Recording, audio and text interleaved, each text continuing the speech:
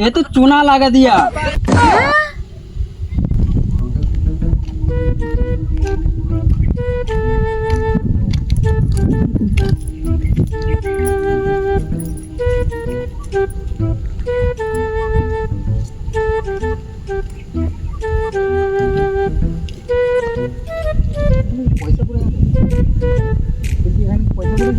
কই না তো, আমি তো কই দেখিনি।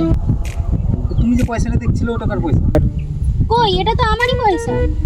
ওটা তো আমার পয়সা, আমার পয়সা। তো এটা তোমার পয়সা, তো কি প্রমাণ আছে তোমার কাছে? ওই দেখো একটা টাকলা লোক চশমা পরে আমার দাদুর ছবি দিয়ে আছে। সত্যিই তোর দাদুর ছবি আছে?